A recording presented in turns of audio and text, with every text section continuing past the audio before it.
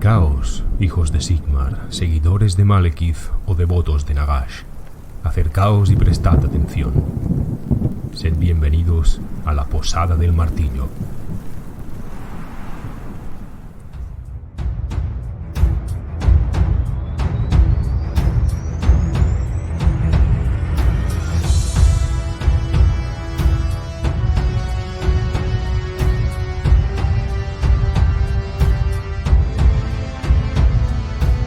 Saludos y bienvenidos a un nuevo programa con noticias frescas sobre la nueva edición de Warhammer Fantasy, llamada The Old World. Hace unos pocos días, Creative Assembly publicó un nuevo tráiler del Warhammer Total War 3 y al poco apareció un artículo en Warhammer Community con imágenes y esbozos del arte conceptual de la nueva facción de Katai. Y otro artículo más en la propia web de Total War. También se ha publicado un pequeño vídeo mostrando más imágenes del videojuego junto con comentarios de Andy Hoare y Mark Bedford acerca del diseño de Katai. Dado que en estos bocetos aparece también el logo de Warhammer The Old World y que sus dos máximos responsables, los máximos responsables de este proyecto de la reedición del juego, han sido entrevistados, pues todo parece indicar que la facción de Katai va a estar en la nueva edición del juego de tablero. Como mínimo va a formar parte del trasfondo a partir de ahora, de una forma más presente al menos.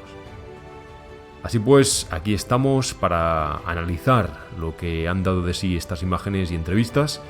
Vamos a repasar su contenido y analizarlo al detalle para ver qué nos puede deparar el futuro. Vamos a ver el tráiler y luego el vídeo de 3 minutos con los comentarios de Hoare y Bedford y empezamos.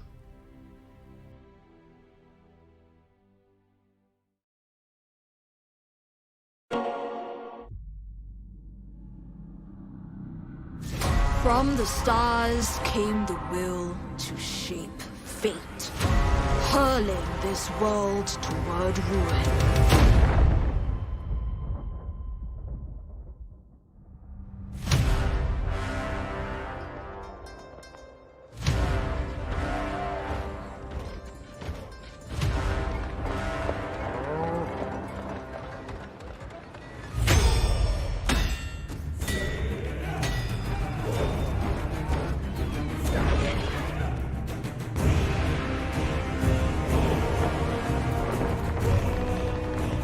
This burden is mine to bear. To offer guidance where it is most needed.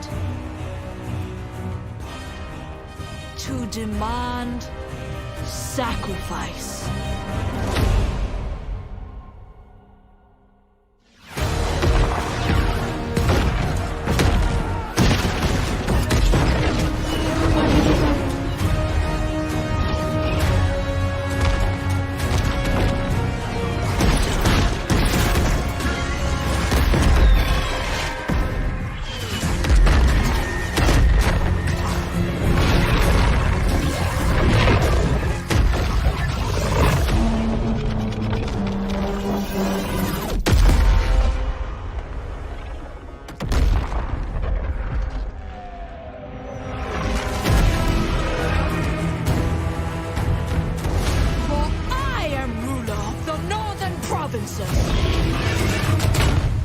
Sentinel of the Great Bastion!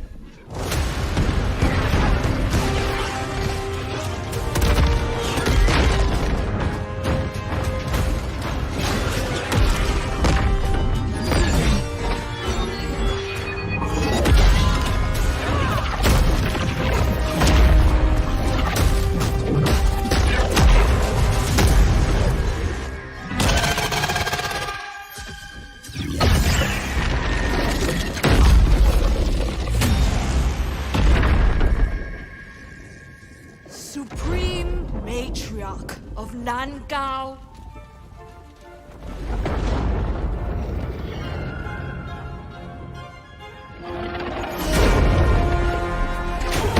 Master of the Storm Winds.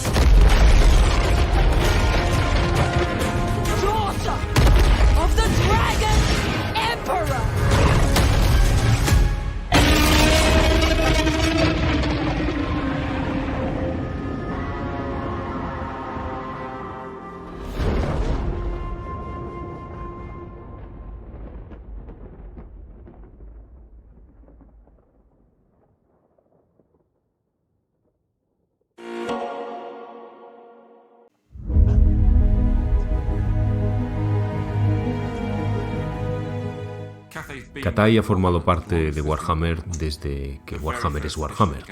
La primera edición de Warhammer, allá por 1984, 83, 84, ya mencionaba algunos pasajes sobre Katai, de una forma muy simple, pero ahí estaban como una de las naciones que formaba parte del mundo. Así que cuando empezamos a trabajar con Creative Assembly para dar vida a esta nueva facción, recogimos todas las informaciones que se habían escrito sobre Katai y luego lo expandimos para crear una facción enteramente nueva. La primera cosa que hicimos fue reunirnos en una habitación y preguntarnos ¿qué es Katai? Esto es una nueva facción, un nuevo ejército. ¿Por dónde empezamos? Estuvimos hablando con varios desarrolladores de juego, creadores de reglas, y empezamos a desarrollar la facción.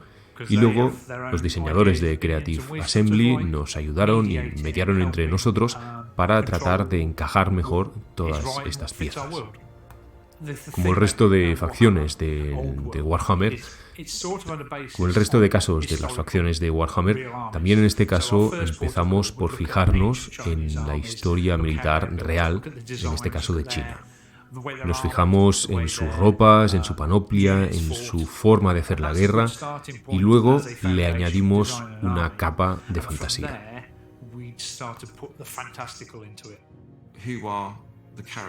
Cómo luchan, cómo se organizan sus soldados, desde el nivel más alto al nivel más bajo, y sobre todo, ¿quiénes son estos emperadores dragón? ¿Por qué son dragones? Los dragones son un elemento central del ejército y necesitábamos definir a estos dragones. Nunca imaginamos unos dragones con un jinete encima. Tenía que ser otra cosa distinta. Son sus líderes, pero también tienen forma humana. Así que queríamos unas ciudades gobernadas por dragones. Así que dijimos, muy bien, tenemos dragones, pero esto tiene que encajar perfectamente con un ejército humano, de legiones humanas. Este ejército iba a tener, por tanto, un poco de todo. Un poco de magia, grandes regimientos de soldados disciplinados, magos, artillería, artefactos voladores, caballería. El secreto de este ejército está en encontrar el equilibrio entre todas estas herramientas. Y por otro lado, tenemos guerreros además con grandes habilidades, alta magia y, de nuevo, se trata de encontrar el equilibrio entre todas estas características.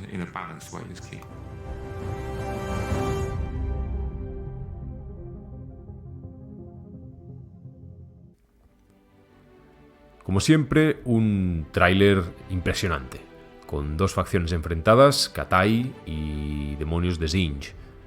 Hay mucho material que comentar, así que vayamos por partes. Lo primero, las primeras imágenes del país de Katai. Y no nos deja indiferentes. Sobre una base real, de la China real, se le ha dado una capa de fantasía, o dos capas. Siento empezar por la parte negativa, pero le ha tocado. En mi opinión, hay demasiada fantasía. Podemos ver grandes montañas con mucha vegetación, con mucha vida, con campos de cultivo, pueblos con gente trabajando artesanalmente, todo eso perfecto. Pero luego vemos montañas que flotan en el aire, que incluso algunas de ellas tienen castillos y pagodas y que además están unidos entre ellos mediante cables y puentes suspendidos. Pese a la espectacularidad de las imágenes, siento decirlo, pero comparto la opinión de muchos de que esto es excesivamente fantasioso. Hay montañas flotando por todos lados, parece un poco el mundo de Avatar. Pero más allá de lo razonablemente fantasioso o no, vamos a ver, si la única gran construcción que se conoce de Katai y su principal característica es un muro, el gran bastión, ¿de qué demonios sirve si puedes pasar volando por encima de él? O si tus enemigos te pueden atacar porque tienes tus posesiones en el cielo. Sinceramente a mí no me cuadra esto en el mundo de Warhammer. No me cuadra que haya islas flotantes. Aceptaría que el emperador viviera en una montaña flotante, vale, pero y por razones simbólicas, arquitectura del poder, no que haya montañas volando en todos lados. Debo reconocer que, estrictamente hablando, en el libro de sexta edición se dice que hay unos guerreros mono en Cathay que viven en las denominadas montañas del cielo. Vale, muy bien, pero francamente no me lo tomaba literalmente. Daba por supuesto que se trataba pues, de unos picos muy altos. Bueno, esto es la parte negativa. Ahora vayamos a pasar revista a las tropas.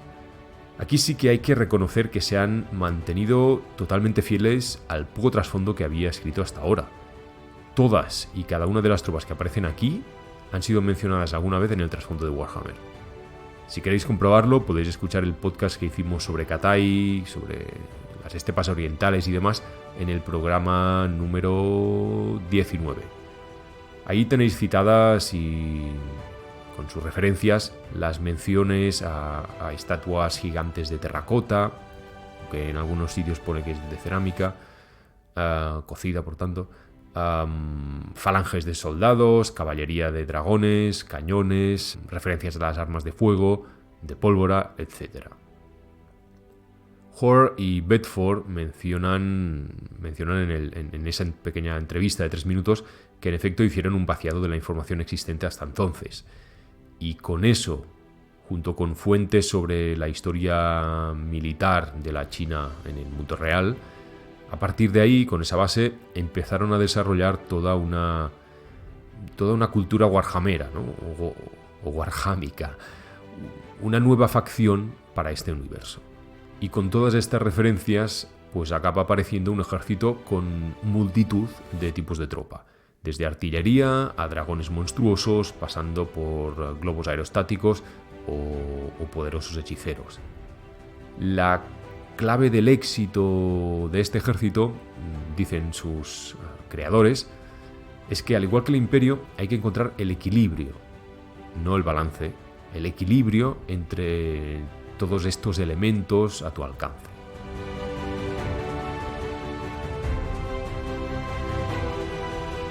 En el tráiler podemos ver en varias ocasiones, casi siempre desde lejos, lo que parece ser un tipo de caballería voladora.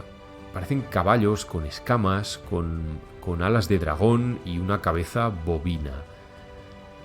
En unos pocos días posiblemente veremos imágenes más concretas de este singular tipo de tropa, pero bueno, a primera vista se ven un poco rarillos, francamente.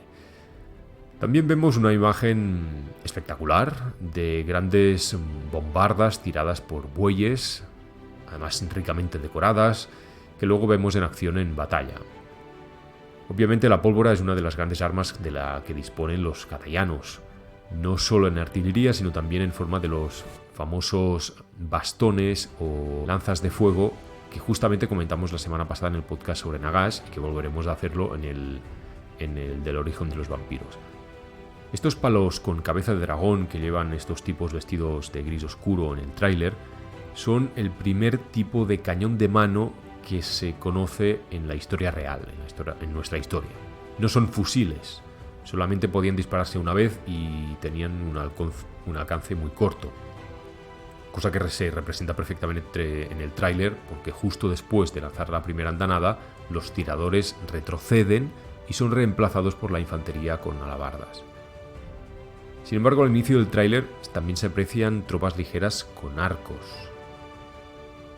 En una de las imágenes filtradas por Creative Assembly también se puede ver a un tipo de tropa con una versión más grande de estos cañones de mano, portado entre 2 hombres.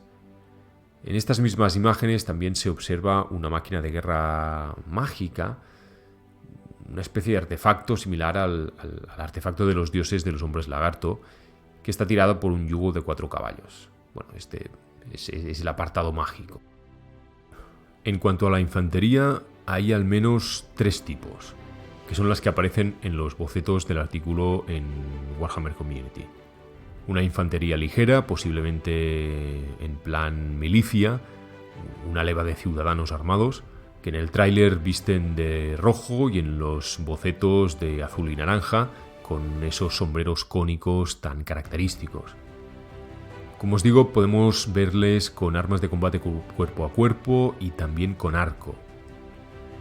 En segundo lugar, otro tipo de infantería asimilable a los soldados estatales del Imperio, que sería la tropa básica del ejército, que en el tráiler llevan yelmos de penacho verde y en los bocetos de color naranja. Según estos bocetos, también podrían utilizar lanzas, alabardas, armas de mano, escudos, armas de mano, escudos e incluso ballestas. Por tanto, en este caso se trataría de infantería pesada de disparo, algo poco común en ejércitos humanos que suelen equipar a sus tropas de disparo con escasa armadura. Y finalmente una infantería de élite con una panoplia mucho más elaborada, ricamente detallada y con armas casi ceremoniales. En el tráiler aparecen con yelmos con penacho amarillo y en los bocetos de color rojo. Estos van armados con alabardas y escudo y vemos que forman detrás de un oficial, ejerciendo de tropas de élite o de guardaespaldas. Y luego vienen los soldados de terracota. Estos golems de tamaño gigantesco. Aquí me ha sorprendido porque esperaba que fueran asimilables a infantería monstruosa, pues tipo ogro, troll, minotauro. Pero no, su tamaño supera al de un gigante. Son enormes. Y la verdad, me ha gustado bastante su diseño. En cuanto a personajes, vemos a varios oficiales. Hay unos hombres que podrían ser simples oficiales o incluso el propio general, si es que se trata del mismo tipo. Y luego hay una mujer que es una hechicera, que también en ocasiones parece que sea como el general. Y en el artículo de Warhammer Community nos dicen que estos hechiceros dominan dos vientos de la magia, el dorado y el celestial. Es decir, el saber del metal y el saber de los cielos, o lo que es lo mismo, los vientos de Chamón y Azir. Que dominaban el saber de los cielos ya lo sabíamos, dado que al menos en 2 o 3 ocasiones los hechiceros catayanos han acabado con sus enemigos lanzándoles cometas de Casandora. En el libro de Tamurkhan tenéis un ejemplo de ello. Y el saber del metal pues está relacionado con la alquimia, la transformación de los metales, la volatilidad de los elementos y esas cosas, y por lo tanto con la pólvora, lo cual por tanto tiene bastante sentido. Y luego están estos artefactos flotantes. Al igual que las montañas voladoras, esto es lo que más me chirría, lo que menos Warhammer me parece. Básicamente, o también por el tamaño. Vemos que hay al menos 2 tipos distintos de estos globos o faroles que van cargados con una dotación de entre 5 y muchos tripulantes que además llevan armas de disparo tipo lanzas de fuego, y la propia caja del globo lleva uno de estos cañones.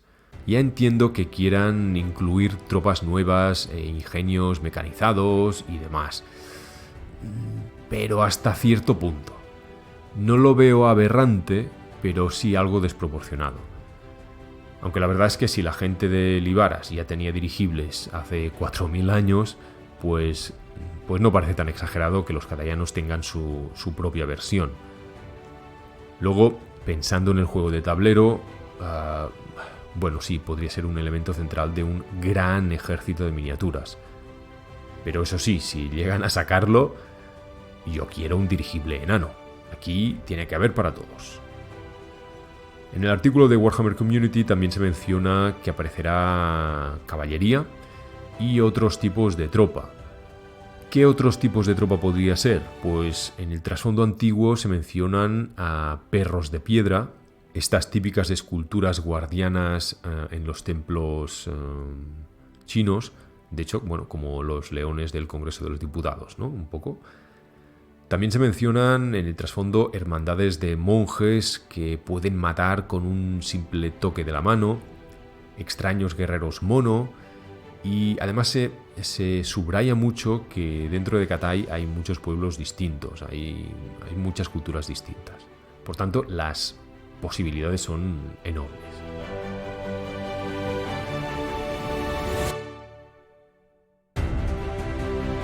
Muy bien, hecho el repaso de las tropas catayanas, vamos a ver un poco el trasfondo. Según nos contaban Bedford y Hoare, recogiendo todo este material, estas pocas referencias sobre Cathay desde segunda edición, pues han elaborado todo el resto, ¿no? Realmente el trabajo debe de haber sido bastante concienzudo. Como hemos visto, los tipos de tropas son exactamente los que aparecían mencionados en las contadas ocasiones, en pequeños retazos del trasfondo de Warhammer.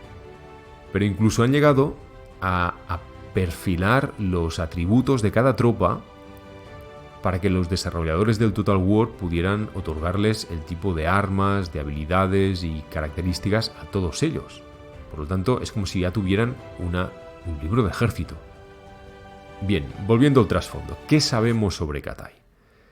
Pese a algunas contradicciones entre las fuentes, se confirma la teoría de que el emperador de Cathay es un dragón. Un dragón con la capacidad para transformarse o para tomar la forma de un hombre. Y también que es inmortal. Eso ya aparecía mencionado en trasfondo antiguo. Se le conoce como dragón celestial. Lo que no sabíamos era que su esposa, la emperatriz de la luna, tiene su misma naturaleza y que ambos, y aquí viene el boom, son anteriores a la llegada de los ancestrales a la Tierra, cosa que los convierte en los seres vivos más antiguos del mundo de Warhammer, aunque comporta algunos problemas o al menos algunas incógnitas. Sabemos que la raza de los dragones es también anterior a la llegada de los ancestrales, que ya estaban aquí antes de que estos seres del espacio llegaran, al igual que los pieles verdes y otras criaturas.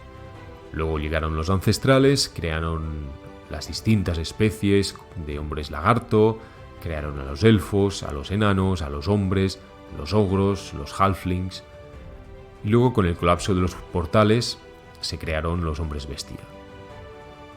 Así que, o bien este emperador dragón celestial y su consorte no gobernaban sobre nadie, porque los humanos aún no existían, o bien lo hacían sobre otras razas. Otra pregunta más. A juzgar por su aspecto no lo parece en absoluto, pero la pregunta es obvia. ¿Están ellos dos, estos dos personajes, emparentados con la raza de los dragones que conocemos de toda la vida, de los de Luthwan? ¿Y están por tanto también emparentados con los ogros dragón o no? Otra pregunta, ¿son entidades alienígenas? ¿Son seres alienígenas? ¿O nacieron en este planeta? Y aún más allá, y relacionándolo ya con otro universo, ¿será este dragón celestial el mítico Dracothion, quien en el juego de Age of Sigmar recupera a Sigmar después de la destrucción del mundo y tal? Bueno, quizá han querido meter esto aquí como vínculo entre ambos universos.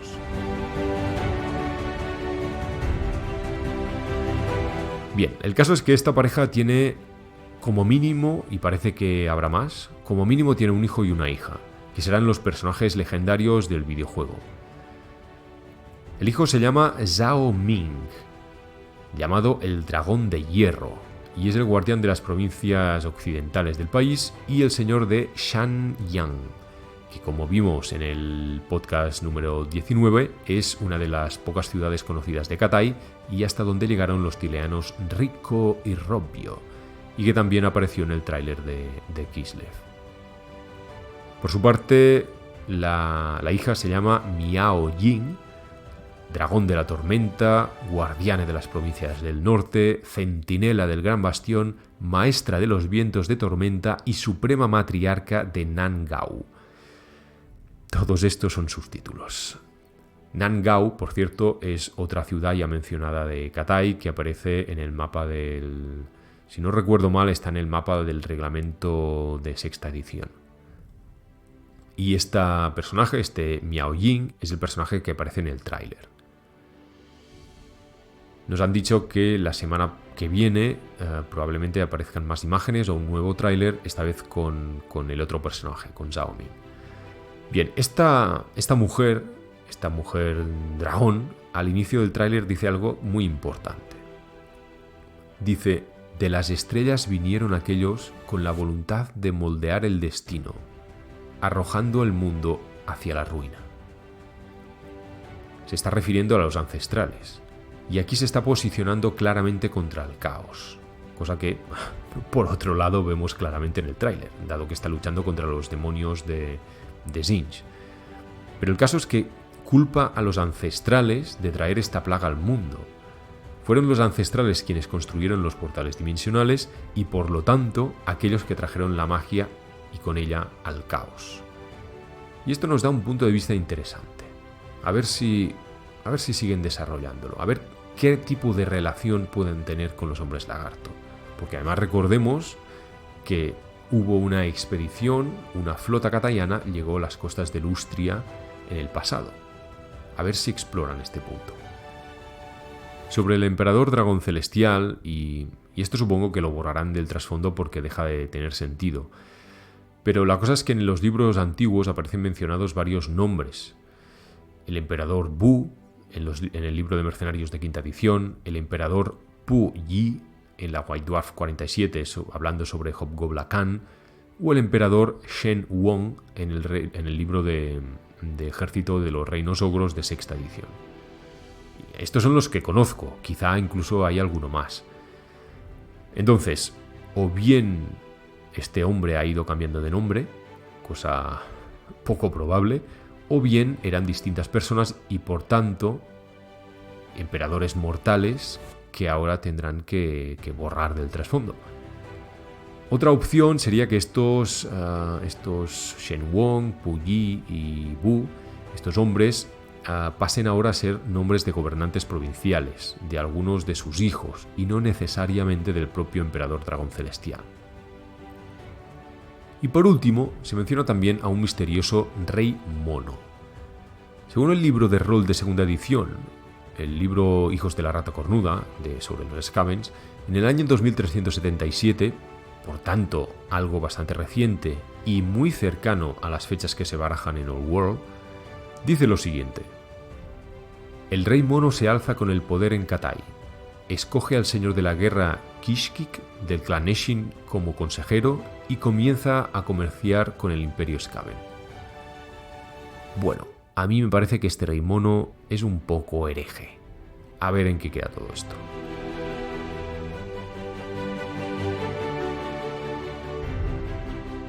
Por otro lado, seguro que más de uno se estará preguntando qué pasa con Katai en el fin de los tiempos. Su destino no se menciona en ninguno de los 5 libros de tapadura, ni en las 5 novelas, ni en los relatos cortos, ni en cualquier otro libro relacionado como los de Gotrek y Félix. Fue el principal autor del fin de los tiempos, George Reynolds, quien explicó en su blog lo que pasó con esta y otras naciones del mundo que no pudieran ser abordadas en los libros. Lo publicó en su blog y luego Games Workshop lo obligó a borrarlo. Pero hubo algunos que lograron salvar aquellos textos herejes de la quema. Según su versión, Katai fue atacada en masa por Skavens mientras las tribus de bárbaros del caos y los enanos del caos empezaban a demoler el gran bastión.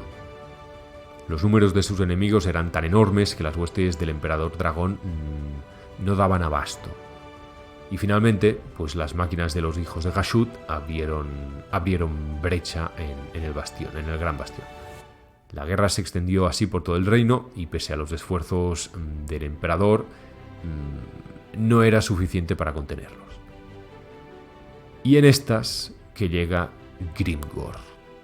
Grimgor entra a saco, se carga a enanos del caos, se carga a bárbaros del caos, se carga a katayanos, arrasa con Katai y el emperador se ve obligado a huir de su país junto a unos pocos supervivientes en su flota. Abandona Katai y nunca se lo vuelve a ver. Hablaremos con más profundidad de todo esto cuando llegue el momento de hablar sobre el fin de los tiempos en alguno de los podcasts. Bien, y dicho esto, también me gustaría aclarar algo. Una cosa es el videojuego y otra el juego de tablero. Por supuesto comparten trasfondo, estética, estilo, pero a nivel de diseño, de jugabilidad y también de producción son muy distintos. No tienen nada que ver, hay un universo entero de por medio.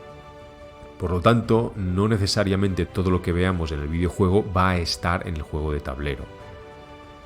Aunque sí es cierto que el artículo dice que han hecho perfiles de atributos y reglas especiales para todos los tipos de unidades, además partiendo de octava edición. Pero es evidente que el videojuego puede permitirse un sinfín de posibilidades que el juego de tablero por propia producción pues no tiene. Bien, debo reconocer que si bien al principio el tráiler me pareció demasiado flipado y con varios elementos fuera del lugar, en el fondo todo esto estaba ya en el trasfondo antiguo, solo que simplemente lo han llevado más allá. No al extremo, pero bastante más allá de lo que esperaba. O mejor dicho, más de lo que me hubiera gustado. Quizá lo que menos me gusta es este alto nivel de fantasía. Montañas que vuelan, magia por todos lados, dragones que vuelan sin tener alas. Me chirría un poco que esto esté en el mismo universo que las renacentistas ciudades tileanas, o que la medieval Bretonia, o que el imperio basado en la Alemania de los siglos XVI o XVII. Y por otro lado hay algo que me preocupa un poco y es la relatividad. No la de Einstein, sino la relación entre el peso, el poder de los personajes de Cathay y los del resto del mundo de Warhammer. De golpe y porrazo han aparecido unos seres divinos que resultan ser más viejos que el cacique Croak y que tienen un poder equiparable al de los dioses del caos. ¿Esto cómo deja al resto de héroes del mundo? ¿A qué nivel queda Lowen o Karl Franz o incluso Sigmar? No son nadie comparado con ellos. Pero esto es Warhammer. No creo que sea bueno que aparezcan de golpe un par de personajes que dejen a los héroes de toda la vida, a los héroes de referencia, a la altura del betún. Bueno, veremos cómo evoluciona la cosa. Y por último, una pregunta abierta. ¿Qué puede deparar el futuro del juego? Y ahora sí me refiero concretamente al videojuego. Habiendo desarrollado Cathay, esto por supuesto abre las puertas a Int y a Nippon, ¿por qué no? Y quién sabe, tal y como van las cosas, nada es imposible, incluso para el juego de tablero. Lo veremos en un futuro. Y hasta aquí este pequeño análisis de las novedades de Total War Warhammer 3 y de Old World. La semana que viene han dicho que van a anunciar nuevas noticias, así que estaremos atentos a ver qué pasa. Espero que os haya gustado y nos escuchamos en el siguiente podcast. Muchas gracias.